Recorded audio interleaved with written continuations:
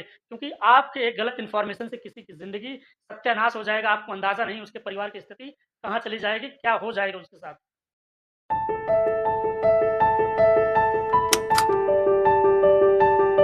क्या पीएचडी करते हुए असिस्टेंट प्रोफ़ेसर बन सकते हैं या पीएचडी करते ही नौकरी का सपना खत्म हो जाता है?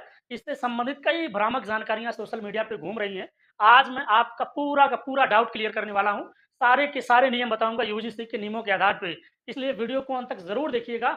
आज के बाद इस वीडियो के बाद आपके मन में कोई भी कन्फ्यूज़न नहीं रहेगा असिस्टेंट प्रोफ़ेसर को लेके, पीएचडी को लेके और पीएचडी करते हुए जॉब को लेके, नौकरियों को लेके।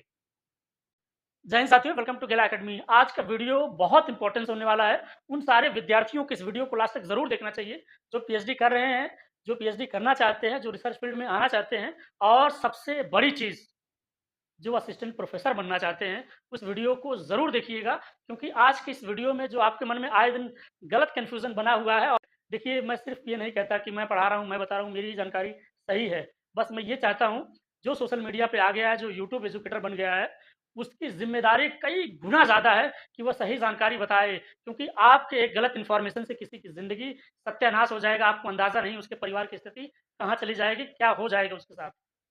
इसलिए आज मैं आपको पूरी सच्चाई बताने वाला हूँ। सभी लोग वीडियो को लाइक कर लीजिए, चैनल को सब्सक्राइब करिए। याद रखिए, यह इंडिया का ट्रस्टेड पीएचडी गाइडेंस और रिसर्च चैनल है। चलिए पहले वीडियो की रूपरेखा समझ लेते हैं और फिर क्या कन्फ्यूज़न आपके मन में रहता है, वो भी हम लोग समझ लेते हैं। आज हम लोग बात करेंगे जो पात्रता होती है, कौन असिस्टेंट प्रोफ़ेसर का फॉर्म भर सकता है, कौन पीएचडी का फॉर्म भर सकता है, क्या दोनों की पात्रता एक ही है, एलिजिबिलिटी क्राइटेरिया एक ही है कि अलग-अलग है? उसके बारे में पूरा डिटेल बात करेंगे। आवेदन करते समय किन बातों को ध्यान रखना चाहिए और कौन व्यक्ति किसका आवेदन कर सकता है? क्या पीएचडी करते हुए आवेदन कर सकता है, पीएचडी के बाद आवेदन कर सकता है, कि पीएचडी से पहले आवेदन कर सकता है? पीएचडी वालों के लिए स्पेशल नियम बताऊँगा मैं। मान लीजिए कोई व्यक्ति पीएचडी में एडमिशन ले लिया, फिर उसका बाद उसका पीएचडी में नेट निकल गया, तो क्या वो असिस्टेंट प्रोफ़ेसर बन सकता है कि नहीं बन सकता है? क्या कुछ रहेगा, वो भी आपको मैं बताने वाला हूँ। अगर मान लीजिए किसी व्यक्ति ने सिर्फ़ पीजी पास किया और पीजी पास करने के बाद उसने मास्टर के बाद पीएचडी में एडमिशन ले लिया और पूरे पीएचडी के दौरान हालाँकि मेहनत किया, लेकिन किसी कारणवश उसका नेट या जेआरएफ नहीं हो पाया और पीएचडी कंप्लीट हो गई, तो क्या वो असिस्टेंट प्रोफ़ेसर बन सकता है कि नहीं? इससे संबंधित कई जानकारी आपको मैं आज साझा करने वाला हूँ और निष्कर्ष पे बात करूँगा कि क्या चीज़ माननी चाहिए, क्या चीज़ नहीं माननी चाहिए, इसके बारे में बातचीत करेंगे। अब आपका कन्फ्यूज़न क्या रहता है? पहला सवाल, क्या असिस्टेंट प्रोफ़ेसर बन सकते हैं या नहीं? क्या पीएचडी करते हुए असिस्टेंट प्रोफ़ेसर बन सकते हैं या नहीं? क्या पीएचडी के दौरान असिस्टेंट प्रोफ़ेसर बन सकते हैं या पीएचडी के बाद असिस्टेंट प्रोफ़ेसर बन सकते हैं कि नहीं? कोई भी व्यक्ति जो जॉब कर रहा है, जॉब करने के साथ-साथ वो क्या पीएचडी कर सकता है या पीएचडी करते हुए वो एक जॉब से दूसरी जॉब पे शिफ्ट हो सकता है? क्या पीएचडी के साथ नौकरी किया जा सकता है कि नहीं किया जा सकता है? अगर किया जा सकता है, तो क्या गवर्नमेंट जॉब किया सकता है या प्राइवेट जॉब किया जा सकता है? क्या इसका इन्फॉर्मेशन आपको विभाग, सुपरवाइज़र या रिसर्च सेल को देना चाहिए या नहीं देना चाहिए? उसके बारे में बातचीत करेंगे। कोई भी व्यक्ति मान लीजिए जॉब में है, फिर उसने पीएचडी में एडमिशन लिया, फिर वो किसी और जॉब में जाना चाह रहा है, तो क्या शिफ्ट हो पाएगा? असिस्टेंट प्रोफ़ेसर बन पाएगा कि नहीं? मान लीजिए कोई व्यक्ति जॉब में है, ऑलरेडी जॉब में है और फिर वो जॉब से बगैर पीएचडी के वो असिस्टेंट प्रोफ़ेसर बन पाएगा कि नहीं? उसके बारे में भी बातचीत करेंगे। और जॉब से पीएचडी में कैसे आया जाए, इसके बारे में बातचीत करेंगे। और सबसे बड़ी गलतफ़हमी क्या है कि पीएचडी करते हुए नौकरी नहीं कर सकते। इन सारे डाउट का आज पूरा का पूरा क्लियर करूँगा। इसलिए वीडियो को लाइक करना, चैनल को सब्सक्राइब करना भूलना नहीं है। चलिए वीडियो शुरू करते हैं। अब देख लीजिए, 2 चीज़ें इम्पोर्टेंस हो जाती हैं। पहला चीज़ पीएचडी और दूसरा चीज़ असिस्टेंट प्रोफ़ेसर, है ना? ये दोनों चीज़ें आप लोग अपने मन में कन्फ्यूज़न बना के रखिएगा मत आज के बाद। चलिए आपको बताता हूँ। पीएचडी में एडमिशन किस माध्यम से मिलता है, आप लोग पहले तो ये समझ लीजिए। 4 माध्यम से इसमें एडमिशन मिलता है। पहला तो किसी ने व्यक्ति ने पीजी कर रखा है, पीजी के बाद वो व्यक्ति रेट देगा या वो व्यक्ति पेट देगा। पेट लेखपाल वाला नहीं, पेट का मतलब पीएचडी एंट्रेंस टेस्ट और रेट का मतलब रिसर्च एलिजिबिलिटी टेस्ट या रिसर्च एंट्रेंस टेस्ट। उसके बाद अगर व्यक्ति नेट पास है, अगर व्यक्ति जेआरएफ पास है, अब इसी नेट जेआरएफ के आगे हम लोग ये भी जोड़ लेते हैं, अगर कोई व्यक्ति सीएसआईआर नेट पास है, कोई व्यक्ति गेट पास है और कोई व्यक्ति जो पुराना व्यक्ति है अगर एमफिल पास है, अगर कोई पुराना व्यक्ति है वो एमफिल पास है, तो वो पीएचडी का फॉर्म भर सकता है। इसी आधार पर पीएचडी का फॉर्म भरा जाता है। कैसे? कोई व्यक्ति सिर्फ़ और सिर्फ़ मास्टर है, यानी कि उसने पोस्ट ग्रेजुएशन किया और उसने पीएचडी का फॉर्म भरा। पीएचडी का फॉर्म भरने के बाद उसको रिसर्च एलिजिबिलिटी टेस्ट यानी कि रिसर्च एंट्रेंस टेस्ट देना पड़ेगा, तब जाके उसका पीएचडी में एडमिशन होगा। जो बच्चे नेट होंगे, जो बच्चे जेआरएफ होंगे, वो सिर्फ़ पीएचडी का फॉर्म भरेंगे, डायरेक्ट इंटरव्यू में देंगे और उस आधार पर उनका पीएचडी एडमिशन हो जाएगा। बहुत सारी यूनिवर्सिटियाँ ऐसी हैं, जैसे गोरखपुर विश्वविद्यालय क्या करता है, चाहे आप नेट हो, चाहे जेआरएफ हो, चाहे मास्टर डिग्री हो, सबको एग्ज़ाम देना पड़ेगा। और जो अन्य यूनिवर्सिटियाँ हैं, उसमें अगर आप नेट हैं, जेआरएफ हैं, तो आपको एंट्रेंस एग्ज़ाम नहीं देना पड़ता है। आपका डायरेक्ट इंटरव्यू के बाद डायरेक्ट एडमिशन मिल जाता है। मामला समझ गए कि नहीं? पीएचडी में एडमिशन मास्टर के आधार पे, मास्टर जिसने किया होगा उसको एंट्रेंस एग्ज़ाम देना पड़ेगा। जो नेट दिया होगा, जेआरएफ पास होगा या एमफिल या सीएसआई नेट पास होगा, उनको डायरेक्ट एडमिशन मिल जाता है पीएचडी में, after interview, after research proposal, after selection के बाद। मामला क्लियर हो गया? बोलो यस। अब असिस्टेंट प्रोफ़ेसर का फॉर्म के लिए पात्रता क्या है? कोई व्यक्ति पीएचडी किया हो, पीएचडी किया हो मतलब पूर्ण हो, पीएचडी कंप्लीट हो, ठीक? कोई व्यक्ति नेट पास हो, कोई व्यक्ति जेआरएफ पास हो, कोई व्यक्ति वही वाला मामला सीएसआईआर पास हो, गेट पास हो, एमफिल पास हो, तो वह असिस्टेंट प्रोफ़ेसर का फॉर्म भर सकता है। पहले क्या था, इससे पहले कोई व्यक्ति असिस्टेंट प्रोफ़ेसर का फॉर्म भरने के लिए जैसे पीजीटी होता था ना, कि आप अगर एमए किए हैं, आपने अगर एमएससी किया है, एमकॉम किया है ना? तो आप पीजीटी का फॉर्म भर सकते थे, असिस्टेंट प्रोफ़ेसर का फॉर्म भर सकते थे, लेकिन अब वाला मामला खत्म हो गया। अब मामला सीधा-सीधा है, अगर आप पीएचडी कंप्लीट है, तो आप असिस्टेंट प्रोफ़ेसर का फॉर्म भर सकते हैं। अगर आपने नेट पास किया है, तब असिस्टेंट प्रोफ़ेसर का फॉर्म भर सकते हैं। अगर आप जेआरएफ पास है, तब असिस्टेंट प्रोफ़ेसर का फॉर्म भर सकते हैं। ये वाला मामला क्लियर हो गया कि नहीं? ये बताओ। जो पात्रता की बात है, ये वाला मामला क्लियर हो गया। अब आवेदन वाली प्रक्रिया समझ लीजिए। आवेदन वाली प्रक्रिया समझिए। इस आवेदन वाली प्रक्रिया को समझना बहुत ज़रूरी है। याद रखना, अगर इसको लेकर कन्फ्यूज़न बनाया, तो फिर आपका डाउट कोई क्लियर नहीं कर पाएगा। अब देखिए, इसमें बड़े बारीकी से समझिएगा और ध्यान से सुनिए। कोई व्यक्ति जान लीजिए कि अगर वो पीजी है, अगर वो पीएचडी कर रहा है, अगर वो पीएचडी कर रहा है, तो क्या वो असिस्टेंट प्रोफ़ेसर का फॉर्म भर सकता है? नहीं, नहीं, नहीं, नहीं, नहीं। बार-बार कह रहा हूँ। मास्टर पास है, एंट्रेंस एग्ज़ाम दिया, पीएचडी में एडमिशन ले लिया, तो क्या वो एलिजिबल है असिस्टेंट प्रोफ़ेसर का फॉर्म भरने के लिए? नहीं, नहीं, नहीं। वो फॉर्म नहीं भर सकता, आवेदन नहीं कर सकता। किसका? असिस्टेंट प्रोफ़ेसर का। ठीक? मान लीजिए कोई व्यक्ति नेट है और उसने पीएचडी में एडमिशन ले लिया, क्या वो असिस्टेंट प्रोफ़ेसर का फॉर्म भर सकता है, असिस्टेंट प्रोफ़ेसर बन सकता है कि नहीं? Yes, yes, yes, yes. हाँ, हाँ, हाँ। मतलब ये फॉर्म भर सकता है, असिस्टेंट प्रोफ़ेसर बन सकता है। कोई व्यक्ति जैसे उसी तरह जेआरएफ है, तो क्या वो अगर पीएचडी में एडमिशन ले लिया है, पीएचडी कर रहा है, क्या वो असिस्टेंट प्रोफ़ेसर बन सकता है या फॉर्म भर सकता है? Yes, yes, yes. उसी तरह गेट वाला व्यक्ति या एमफिल वाला व्यक्ति, एमफिल वाला व्यक्ति अगर वो पीएचडी कर रहा है ना? पीएचडी वो कर रहा है, क्या वो असिस्टेंट प्रोफ़ेसर बन सकता है? यस, यस, हाँ, वो बन सकता है। असिस्टेंट प्रोफ़ेसर का फॉर्म भर सकता है और बन सकता है। अगर मान लीजिए जेआरएफ है, पीएचडी कर रहा है और फिर असिस्टेंट प्रोफ़ेसर भी बन जाता है, क्या उसको फेलोशिप मिलेगी या गवर्नमेंट जॉब असिस्टेंट प्रोफ़ेसर की सैलरी मिलेगी? अरे भाई, आपको कितना सैलरी चाहिए एक साथ एक इंसान? फेलोशिप भी चाहते हो और जॉब का एक 90,000 से जो शुरू हो रहा है, सैलरी वो भी चाहते हो। आपको सैलरी सिर्फ़ एक ही मिलेगी, चाहे फेलोशिप लो, चाहे सैलरी लो। तो आप सैलरी लीजिए, ठीक? फेलोशिप नहीं मिलेगी। ये वाला मामला क्लियर हो गया कि नहीं? अगर ये वाला मामला क्लियर हो गया तो बताओ यस, यस, यस, ठीक? अब मामला वही है, एपीआई स्कोर। जैसे कोई व्यक्ति नेट है, मामला एकदम क्लियर समझिएगा। कोई व्यक्ति जेआरएफ है, कोई व्यक्ति जेआरएफ है और कोई व्यक्ति सिर्फ पीजी है। पीजी के बाद वो पीएचडी कर रहा है, नेट के बाद वो पीएचडी कर रहा है, जेआरएफ के बाद वो पीएचडी कर रहा है, पीएचडी कर रहा है। याद रखना, शुद्ध पीएचडी ऐसे लिखा जाता है, ये भी याद रखना। पीजी के बाद वो पीएचडी कर रहा है, नेट के बाद वो पीएचडी कर रहा है, जेआरएफ के बाद वो पीएचडी कर रहा है। तो क्या पीएचडी करते हुए जो पीएचडी का एपीआई स्कोर होता है 30 नंबर या 11 नंबर, है ना? वो उसको मिलेगा कि नहीं असिस्टेंट प्रोफ़ेसर के फॉर्म भरने में? मान लीजिए नेट पास है, असिस्टेंट प्रोफ़ेसर का फॉर्म भर दिया, तो क्या उसका पीएचडी उसमें जोड़ा जाएगा कि इस व्यक्ति ने पीएचडी का भी इसको नंबर दिया जाएगा? नहीं। पीएचडी का नंबर चाहे एपीआई हो, चाहे असिस्टेंट प्रोफ़ेसर की भर्ती की वैकेंसी हो, वह पीएचडी का नंबर आपको तभी मिलेगा, पीएचडी का एपीआई स्कोर तभी जोड़ा जाएगा जब आपकी पीएचडी पूरी कंप्लीट हो, थीसिस आपकी जमा हो, अवार्ड आपको जारी हो गया हो। तभी आपको पीएचडी का एपीआई स्कोर जोड़ा जाएगा या पीएचडी कंप्लीट माना जाएगा या पीएचडी का कोई भी नंबर आपको मिलने वाला है। बगैर पीएचडी कंप्लीट हुए आपको कोई नंबर नहीं मिलने वाला है। नेट हैं, पीएचडी कर रहे हैं, तब कोई दिक्कत नहीं, आप फॉर्म भरिए। पीएचडी के बेस पे नहीं भर रहे हैं, आप नेट के बेस पे फॉर्म भर रहे हैं, याद रखना। आप जेआरएफ हैं, पीएचडी कर रहे हैं, असिस्टेंट प्रोफ़ेसर का फॉर्म भर रहे हैं, पीएचडी के बेस पे नहीं भर रहे हो आप जेआरएफ के बेस पे भर रहे हो असिस्टेंट प्रोफ़ेसर का फॉर्म। इसलिए मैं कहता हूँ जो पीजी वाले होंगे, जो ओनली पीजी वाले फॉर्म होंगे, उनके लिए अगर असिस्टेंट प्रोफेसर की भर्ती आ गई, जैसे बिहार में आया है, यूपी में आने वाला है, पूरे भारत में कहीं पे कोई वैकेंसी आएगी, तो जो लोग सिर्फ मास्टर डिग्री हैं और रेट के थ्रू यानी कि एंट्रेंस एग्जाम के थ्रू पीएचडी एडमिशन लिया है, वो व्यक्ति एलिजिबल नहीं होंगे।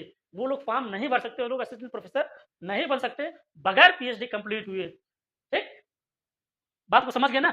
एकदम कंफ्यूजन मत रखना, बहुत ध्यान से सुनना। वीडियो की क्वालिटी में थोड़ी कमी हो सकती है, इधर उधर कोई कमी हो सकती है, डिजिटल बोर्ड नहीं है, व्हाइट बोर्ड में कमी हो सकती है, लेकिन कंटेंट की क्वालिटी में कोई कमी नहीं हो सकती।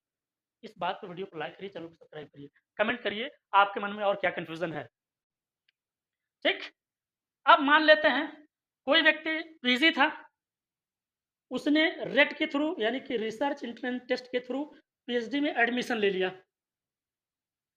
लेकिन पीएचडी करते करते उसका नेट निकल गया या उसका जेआरएफ निकल गया, तो क्या वो व्यक्ति जब असिस्टेंट प्रोफेसर का फॉर्म आएगा या जो आया है, जो आने वाला है, क्या वो एलिजिबल होगा? हाँ, वो एलिजिबल होगा। किस आधार पे सर? नेट के आधार पे, ना कि पीएचडी के आधार पे। मामला समझ गए ना? कोई व्यक्ति मास्टर डिग्री है, एंट्रेंस एग्जाम के थ्रू पीएचडी में एडमिशन ले लिया और बाद में पीएचडी करते करते उसका साल 2 साल में नेट निकल गया या जेआरएफ निकल गया, तो क्या वो असिस्टेंट प्रोफेसर का फॉर्म भर सकता है? एलिजिबल है? हाँ। किस आधार पे? नेट के आधार पे। कोई व्यक्ति पूछेगा किस आधार पे, बोलना नेट। अगर पीएचडी का नाम लेना तो तुम्हें एक थप्पड़ पड़ेगा। कर रहे हो रिसर्च, इतना भी जानकारी नहीं रहेगा, समझ लो बुराई हो जाएगी। रिसर्च फील्ड में आ रहे हो, पूरी जानकारी रखना। अब मान लेते हैं कोई व्यक्ति ऐसा है जो पीजी के आधार पे, सिर्फ मास्टर डिग्री के आधार पे पीएचडी किया है, उसका, उस बेचारे का या बेचारी का, चाहे लड़का हो चाहे लड़की हो, उसका ना तो नेट निकल पाया ना तो जेआरएफ निकल पाया। उसने 3 साल में या 4 साल में 5 साल में अपनी पूरी पीएचडी कंप्लीट कर ली, उसको थीसिस जमा हो गया, उसको पीएचडी अवार्ड हो गया, उसके नाम पे आगे डॉक्टर लग गया। तो क्या वो व्यक्ति असिस्टेंट प्रोफेसर बन सकता है? यस, वो बन सकता है। किस आधार पे? पीएचडी के आधार पे। किस आधार पे?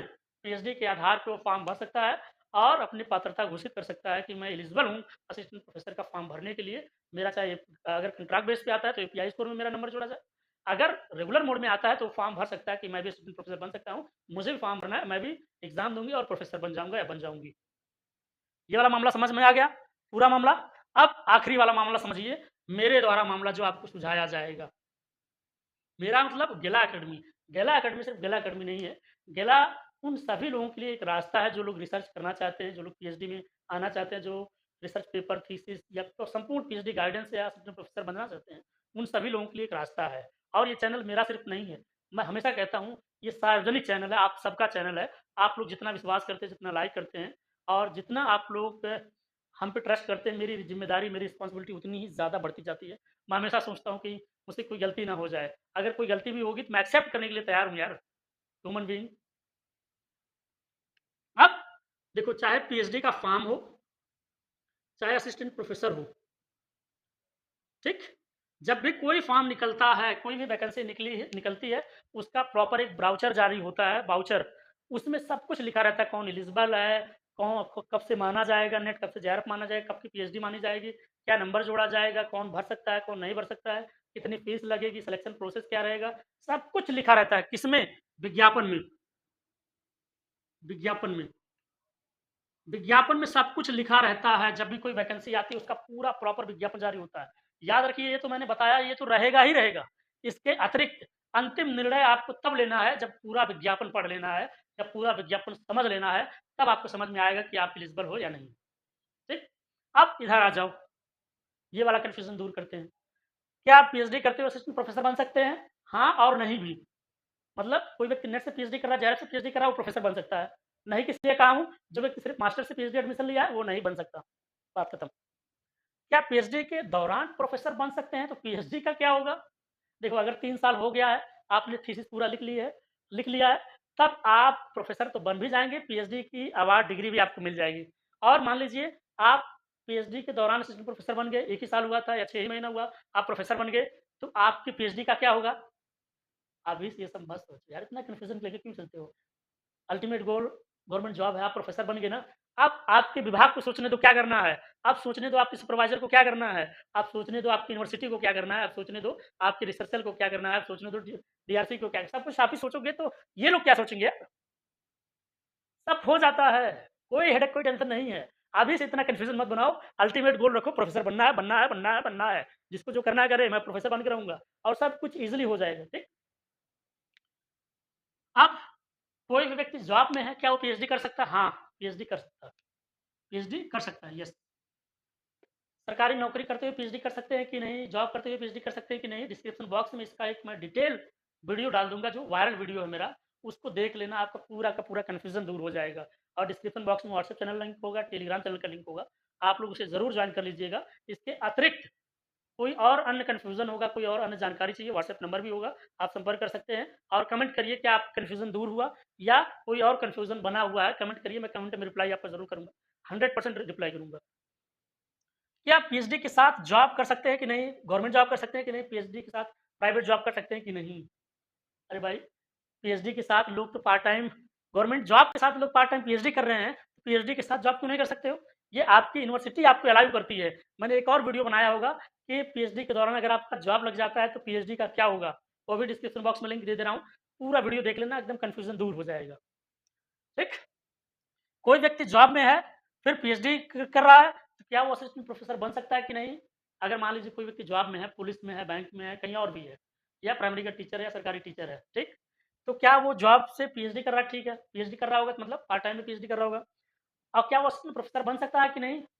अगर व्यक्ति पुलिस में है, बैंक में है, प्राइमरी टीचर है, तो बीएड किया होगा, सीटेट टेट किया होगा, ग्रेजुएट होगा। अगर उसके पास नेट नहीं है और पीएचडी उसकी कंप्लीट नहीं, मतलब पीएचडी चल रही है, तो वो प्रोफेसर नहीं बन सकता, नहीं बन सकता, नहीं बन सकता। अगर उसने नेट निकाल लिया और गवर्नमेंट जॉब में भी है, पीएचडी भी कर रहा है, तब वो भर सकता है, भर सकता है, बन सकता है, बन सकता है। जॉब टू जॉब, मान लीजिए कोई व्यक्ति ऑलरेडी जॉब में है, फिर वो असिस्टेंट प्रोफेसर बन सकता है कि नहीं? अरे यार, बन सकता है। बड़ी नौकरी किसको मिलेगा? छोटी नौकरी छोड़ेगा कि नहीं छोड़ेगा? अरे भाई, असिस्टेंट प्रोफेसर बनना बहुत बड़ी नौकरी है भारत में, और कोई दूसरी नौकरी पे है तो वहाँ से शिफ्ट होने में क्या दिक्कत है? बन सकता है। बस एलिजिबल होना चाहिए, उसके पास नेट हो, उसके पास जेआरएफ हो, उसके पास एसआईआर नेट हो, उसके पास स्टेट का, उस स्टेट का सेट हो, या उस स्टेट का क्या चीज़ होना चाहिए? पीएचडी कंप्लीट होना चाहिए। जॉब से पीएचडी कर सकते हैं, बिल्कुल। सबसे बड़ा मिथ है कि पीएचडी करते हुए नौकरी नहीं कर सकते यार। पीएचडी करते हुए नौकरी कर सकते हैं, इसलिए पार्ट टाइम पीएचडी आई है, यूजीसी तो इसलिए लेके आई है, सभी गवर्नमेंट जॉब वालों के लिए, सभी संस्थागत काम करने वालों के लिए, सभी वर्किंग प्रोफेशनल के लिए, तो यही तो सरकार लेके आई है। क्या चीज़? पार्ट टाइम पीएचडी हमारे लिए थोड़ी है, रेगुलर मोड में करने वालों के लिए थोड़ी है, वो गवर्नमेंट जॉब वालों के लिए है। आज के बाद आपके मन में कोई कन्फ्यूज़न नहीं होगा। डिस्क्रिप्शन बॉक्स में 2 लिंक दे रहा हूँ, उन दोनों लिंक के वीडियो को देख लेना, आपके मन में जो भी कन्फ्यूज़न होगा पूरा का पूरा दूर हो जाएगा। आई होप मुझे जितनी जानकारी थी, मैंने मेरी जितनी समझ थी, मैंने इस पे जो भी रिसर्च किया आपको बताने के लिए कि आपके मन में कोई कन्फ्यूज़न ना रह जाए। इसके बाद भी अगर कोई कन्फ्यूज़न रह जाता है या कोई बात मुझे याद आती है, तो मैं शॉर्ट वीडियो के माध्यम से वो कन्फ्यूज़न दूर करूँगा, और आपका कोई अगर कन्फ्यूज़न है तो कमेंट करिए, मैं 100% आपका रिप्लाई करूँगा। अगर वीडियो अच्छा लगा हो तो वीडियो को लाइक करिए, चैनल को सब्सक्राइब करिए। डिस्क्रिप्शन बॉक्स में व्हाट्सएप चैनल का लिंक होगा, टेलीग्राम चैनल का लिंक होगा, उसे ज्वाइन करके रखना। याद रखिए, इंडिया का ट्रस्टेड पीएचडी गाइडेंस चैनल है। यहाँ पर आए दिन रिसर्च से संबंधित, पीएचडी से संबंधित और असिस्टेंट प्रोफेसर से संबंधित सारी जानकारी, कंप्लीट जानकारी प्रदान किया जाता है। इसलिए आपको ज्वाइन करना चाहिए। 2-4 वीडियो देखिए, आपको खुद ही समझ में आएगा गौतम सर क्या है और गिला अकेडमी क्या है। क्या ये लोग सही बात बताते हैं कि बस ऐसे ही हवा हवाई है। चलिए मिलते हैं एक नए वीडियो में, तब तक के लिए थैंक यू सो मच। जय हिंद, जय भारत।